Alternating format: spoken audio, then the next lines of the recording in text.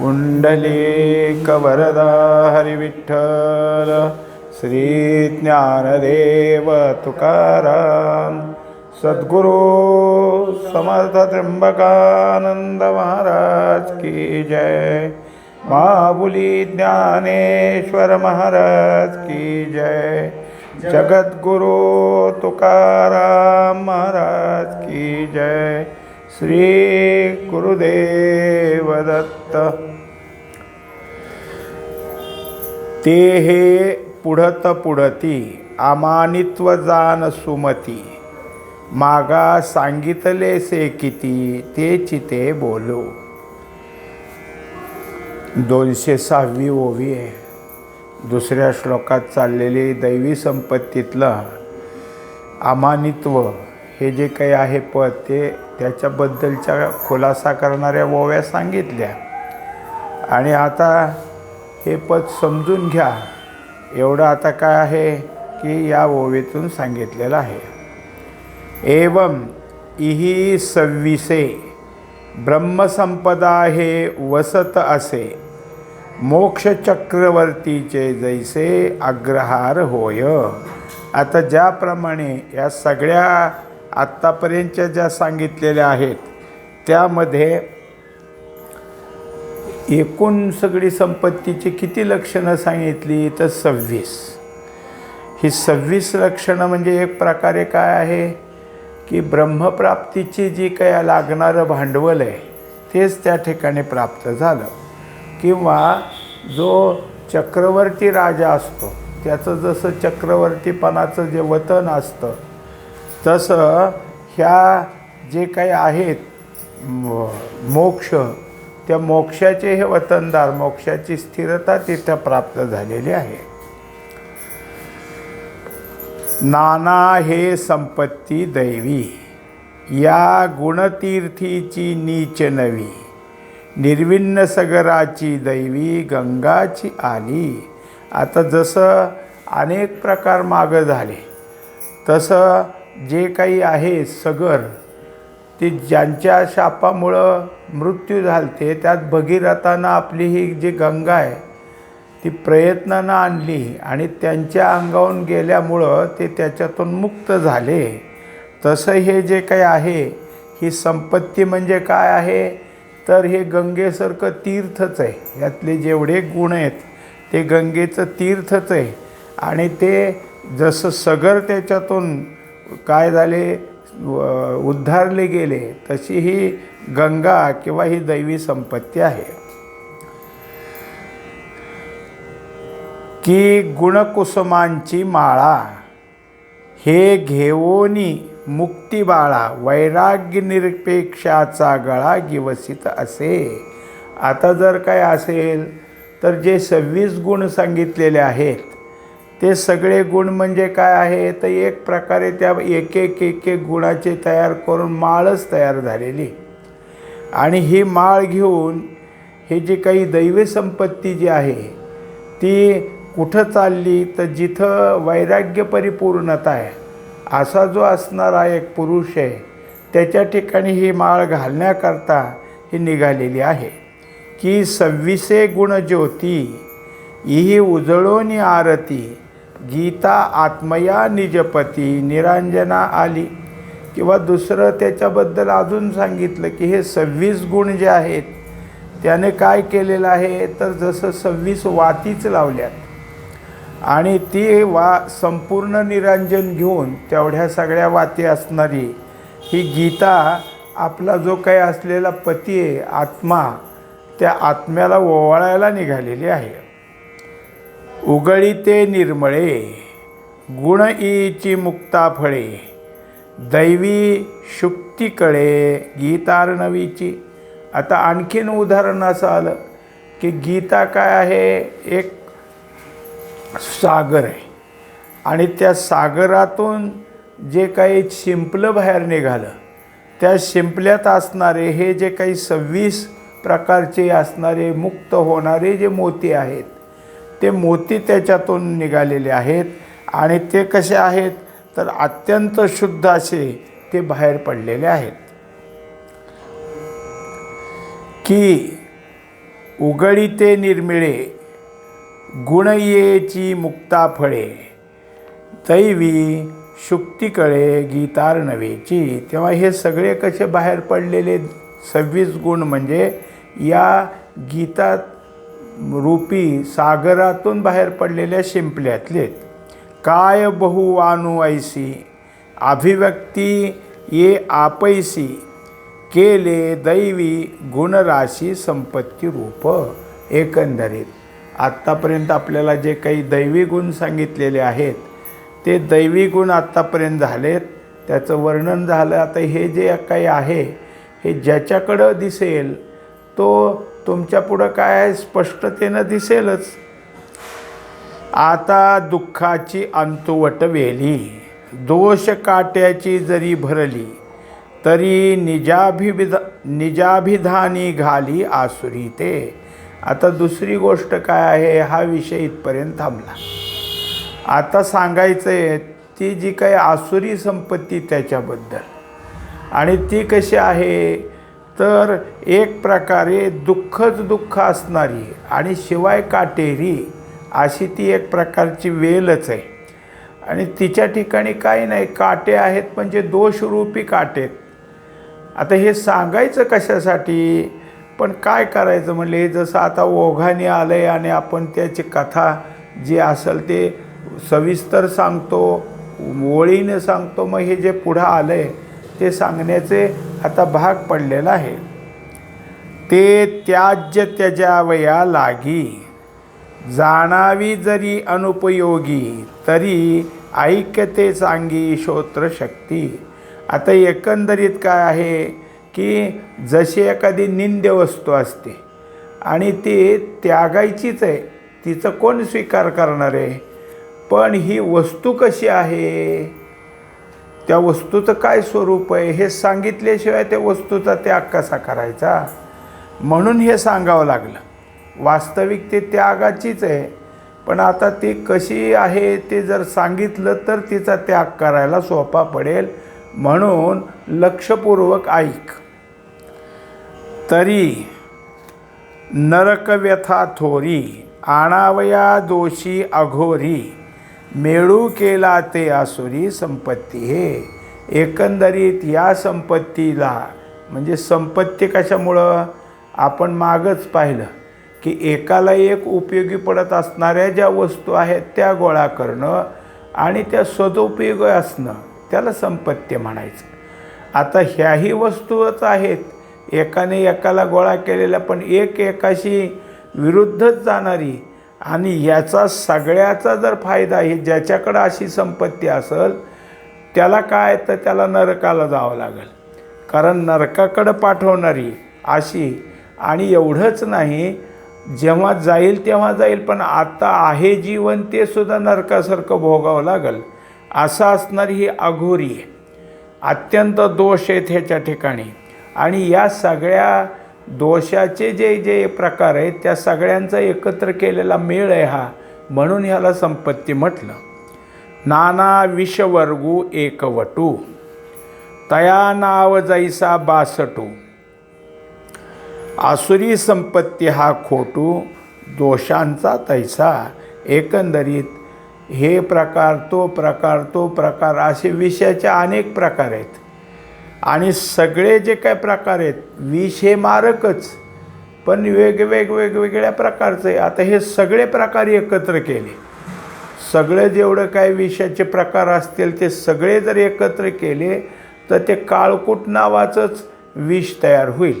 आणि ते काय आहे, जसं पूर्ण मारक आहे, मरणाचंच घर, तसे ही आसुरी संपत्ती. त्यात हे सगळ्या प्रकारचं जे काय आहे तो एक गोळा केलेला एकत्र झालेला भाग आहे. आणि त्यामध्ये जर काही असेल तर दोषाशिवाय दुसरं काही नाही. दंभो दर्पो अभिमानश्च क्रोध पारुष्यमेव च अज्ञानं चाभिधातस्य पार्थ संपदासुरीं. दंभ म्हणजे जे काही आपल्याजवळ आहे ते खोटंच आहे आणि त्याचं दाखवणं म्हणजे हे जे काही त्याच्या ठिकाणी आहे ते निव्वळ काही नाही असं दाखवण्याचा जो काही त्याच्याजवळचा एक काय म्हणू आपल्याला त्याला की त्याचं जे काही सांभाळलं आहे म्हणजे त्याच्याजवळ जे आहे ते नुसतं आपला तो त्याच्यातनं काय करतो की दाखवतो मला हे आहे असं. आणखीन दर्प म्हणजे घमेंड, त्याच्याजवळ जे काही असेल त्याची त्याला घमेंड आहे. दुसरा म्हणजे अभिमान आहे आणि तो नको त्याच्यावर करणारा अभिमान आहे. तो गर्व त्याने काही कारण धरून आपल्याजवळ धरलेला आहे. झालं कमालीचा रागीट, जरा काही झालं की त्याला राग येतोच. त्याच्यानंतर त्याच्या ठिकाणी जर काही असेल तर जर कोणीही काही असेल त्याच्या संपत्ती त्याच्या संबंधाबद्दल त्याच्या ठिकाणी निष्ठुरता, कठोरपणा जास्तीत जास्त आणि अज्ञान असे जे काही आहेत आसुरी संपत्तीचे गुण ते सांगणार आहेत. दैवी संपत्तीत 26 गुण सांगितले आणि याच्यात मात्र काय 1 2 3 4 5 6 गुण आहेत. म्हणजे आता तिथं चांगलं वागायला कितीतरी गोळा करावं लागतं, वाईट वागायला फार नाही. जसं सांगतात ना, तुमचं 5 लिटर दूध असो किंवा 10 लिटर दूध असो, चिमटभर मीठ टाकलं तरी ते दूध नासून जाईल. किंवा मिठाचा एक खडासुद्धा खूप झाला की ते सगळं इतकं दूधसुद्धा नासवल. तसं वाईट असायला थोडंच लागतं, तेवढं झालं की सगळं वाईट करता येतं. आणि हे अज्ञानाच्या पोटात हे सगळेच आहेत. पण चांगलं जर काही आपल्याला असेल तर अनेक गोष्टी अनेक गुण आपल्याजवळ धारण करावे लागतात. तरी तयाची आसुरा दोषा माझी जया वीरा, वाडपणाचा डांगोरा तो दंभू ऐसा. आता जे जे काही असेल ते त्याच्या ठिकाणी काय आहे की आपल्या जे दोष आहेत ते दोषच आहेत, पण आपल्याजवळ खूप काहीतरी आहे. जसं मला फार कळतं, मी फार शहाणा आहे, मला सगळ्या गोष्टीतलं ज्ञान आहे असं निष्करण दाखवणं हा काय आहे, दंभ आहे. जैसी आपुली जननी नग्न दाविली या जनी, ते तीर्थची परिपतनी कारण होय. आता वास्तविक पाहता आईची सेवा करणं, आईचं जे काही असेल तिच्या सगळ्या गोष्टी परिपूर्ण करणं हे काय आहे तर तुम्हाला पुण्यकारक आहे. कारण आई म्हणजे एक तीर्थच आहे आणि ते कुठं आपल्याला मोक्षाकडे जाण्यास किंवा आपलं जे काही असेल ऊर्ध्वगती प्राप्त होण्यास उपयोगी. पण त्याच आईबद्दल बाहेर सगळीकडं माणसात येऊन तिचे दोष सांगायला लागला, तिच्याबद्दलचं काही ना काहीतरी लोकाला सांगायला लागला, अशीच आहे तशीच आहे वाईट आहे अमुक आहे. तर मग हे सगळं तीर्थ त्याला इतकं चांगलं असणारं पण अधःपतनाला कारण होईल. का विद्या गुरुपदिष्ठा भोभा इलिया चोहटा, इष्टदा परी अनिष्टा हेतू होती. तसंच श्रीगुरूने दिलेला मंत्र, श्रीगुरूने दिलेली ध्यानाभ्यासाची जी काही असेल ती विद्या ही जगात सांगत बसला, आम्हाला असं सांगितलं ना असं म्हणावं लागतं आणि तो हा मंत्र आहे, तर त्याच्या इतकं पुन्हा पापी कोणी नाही. त्याचं एवढंच चांगलं त्याला प्राप्त झालं आहे, पण त्याने ते हाताने घालवलं, लोकापुढं बोलून दाखवलं. म्हणजे जी गोष्ट इष्ट होती ती अनिष्ट झाली. म्हणजे उपयुक्त गोष्ट पण अनिष्टतेनं ते आपल्याला कारण होईल.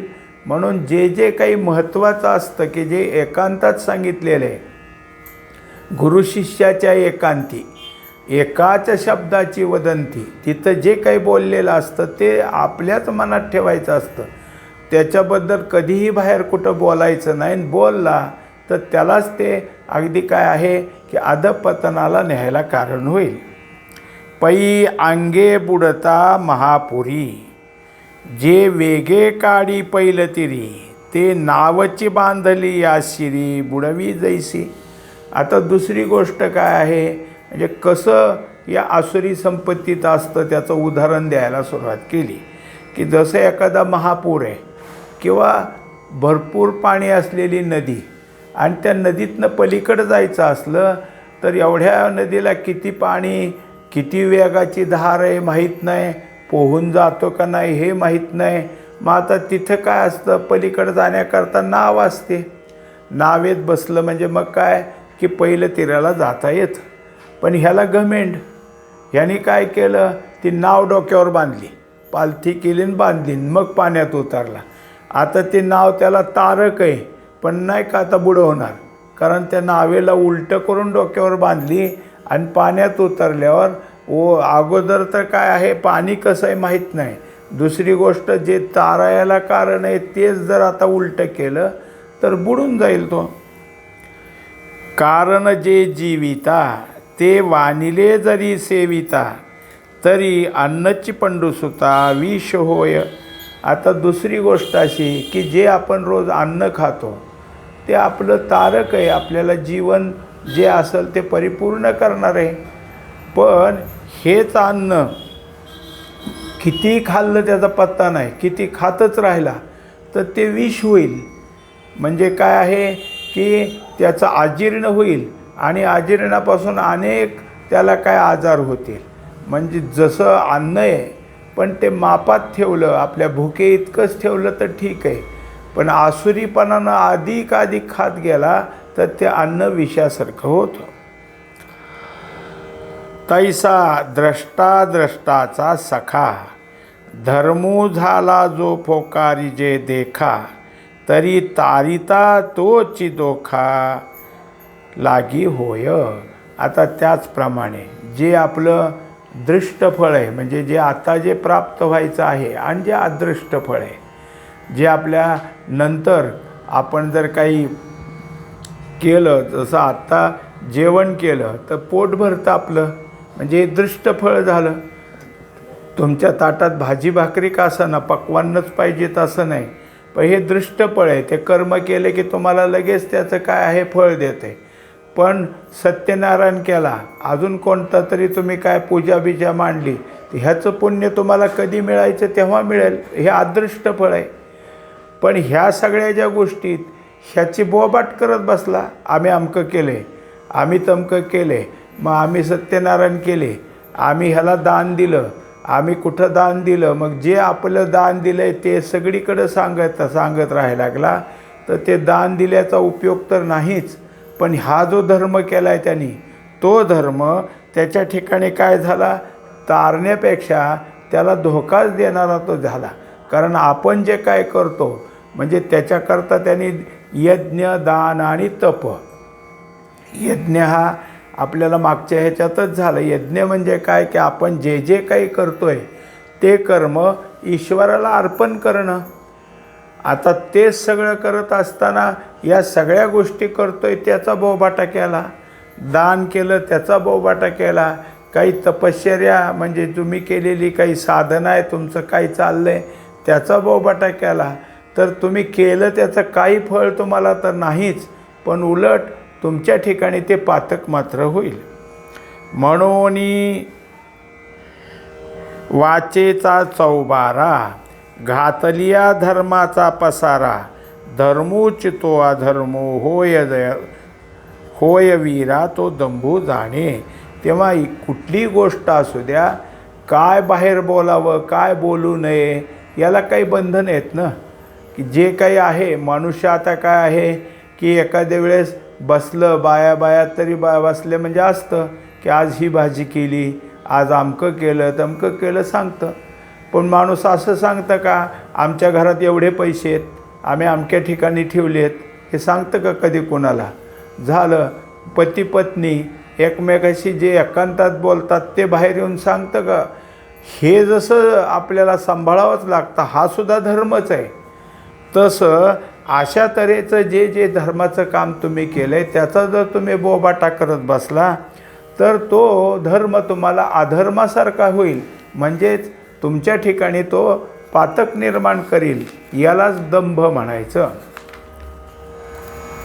आता मूर्खाची जिभे अक्षरांचा अंबुका शुभे, आणि तो ब्रह्मसभे न रिझे जैसा.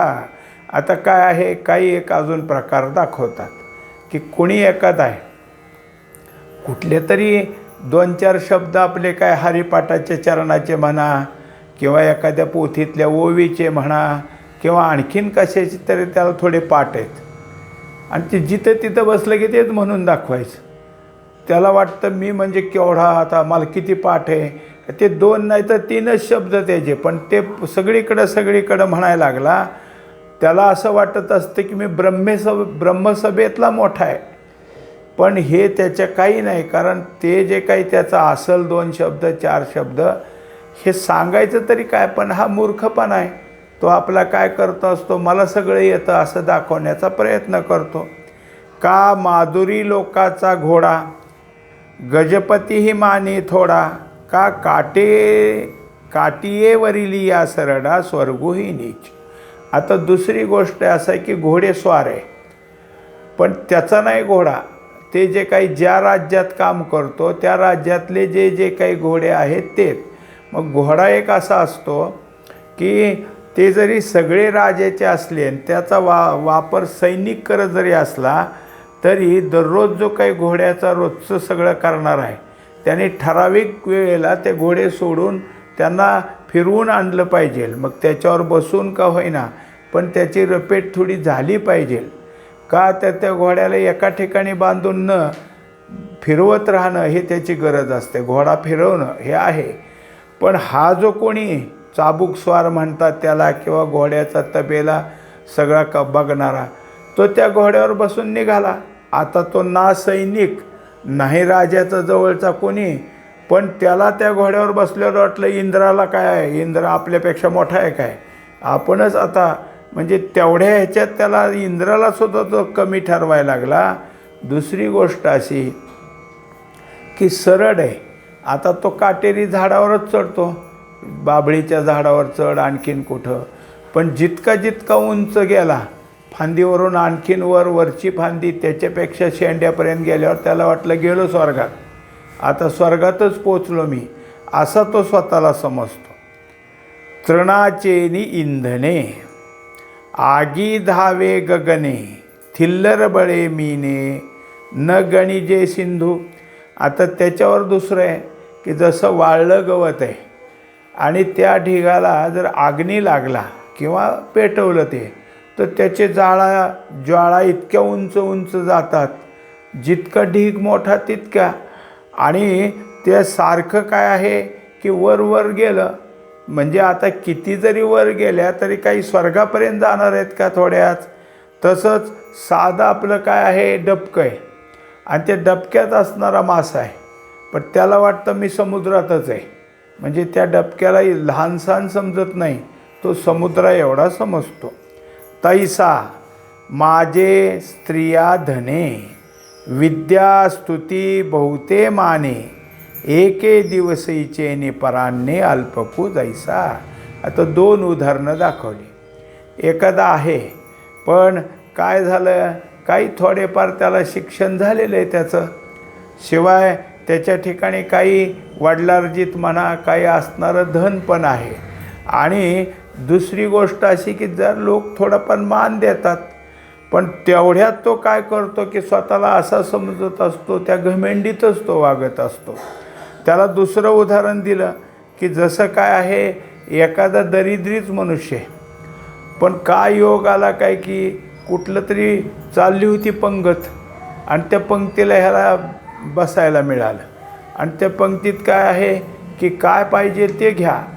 मग नाना तऱ्हेचे पदार्थ होते, अनेक प्रकारची पक्वान्न होती आणि ती पण किती, तुम्ही मागल तेवढं, एवढंच आहे तेवढंच नाही, ते मागल तेवढं. तिथून जेवून उठल्यावर म्हणलं आता आपल्यासारखा कोणी नाही, आज आपण काय म्हणजे साधेत का, लाडू खाणारे आहेत, आमकं खाणारे.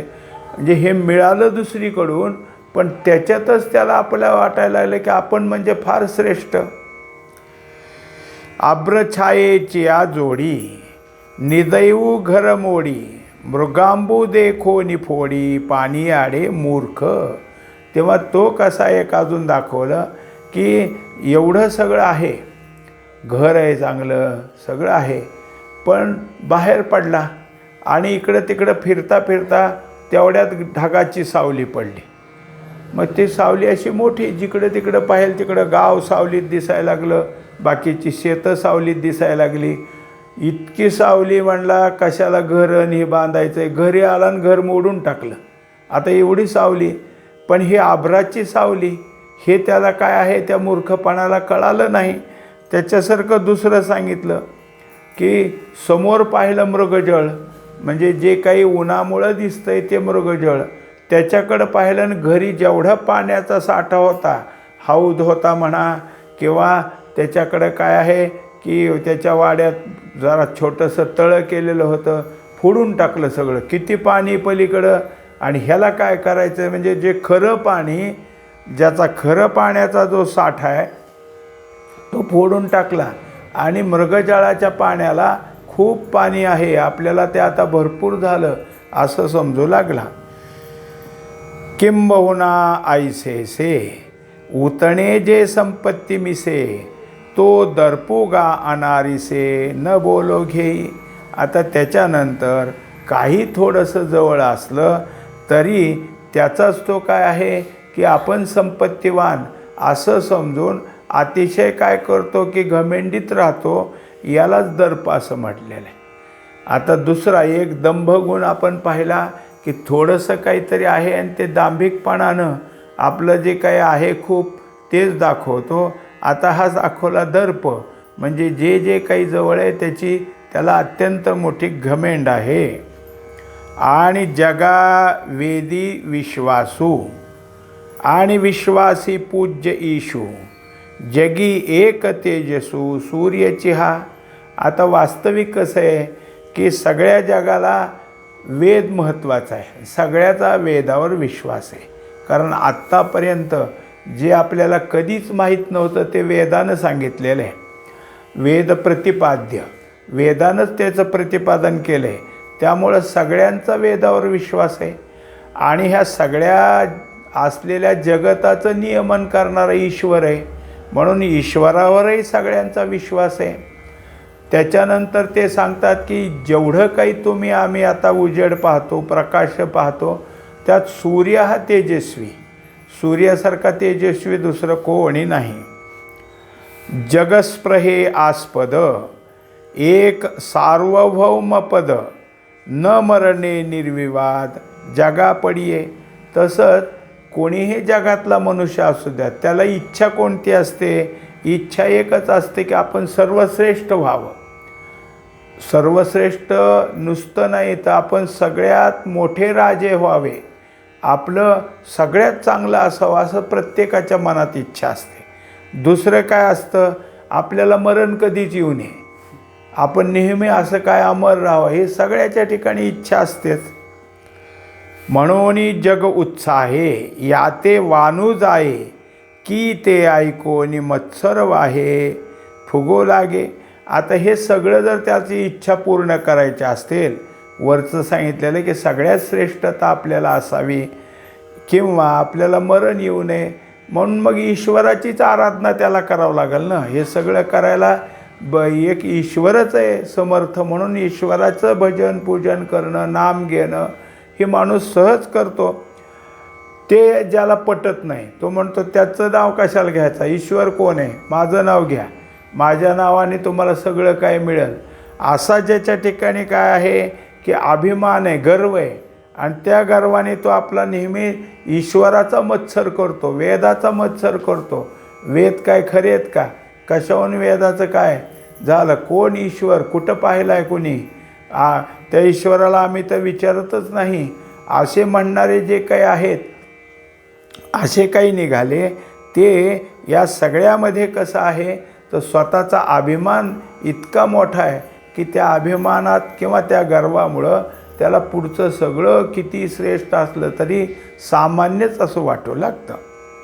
पुंडलिक वरदा हरी विठ्ठल, श्री ज्ञानदेव तुकाराम, सद्गुरु समर्थ त्र्यंबकानंद महाराज की जय. माऊली ज्ञानेश्वर महाराज की जय.